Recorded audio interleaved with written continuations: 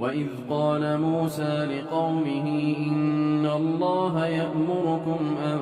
تذبحوا بقرة قالوا أتتخذنا هزوا قال أعوذ بالله أن أكون من الجاهلين قالوا ادع لنا ربك يبين لنا ما هي قال إنه يقول إنها بقرة لا فارض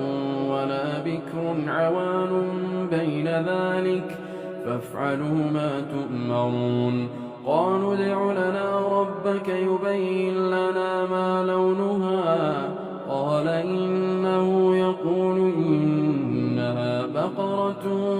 صفراء فاقع لونها تسر الناظرين قالوا ادع لنا ربك يبين لنا ما هي إن البقرة شابه علينا وإنا إن شاء الله لمهتدون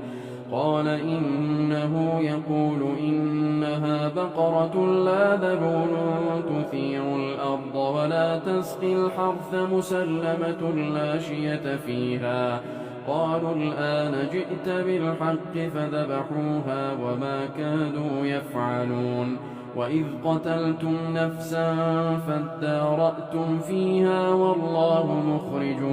ما كنتم تكتمون فقلنا اضربوه ببعضها كذلك يحيي الله الموتى ويريكم آياته لعلكم تعقلون ثم قست قلوبكم من بعد ذلك فهي كالحجارة أو أشد قسوة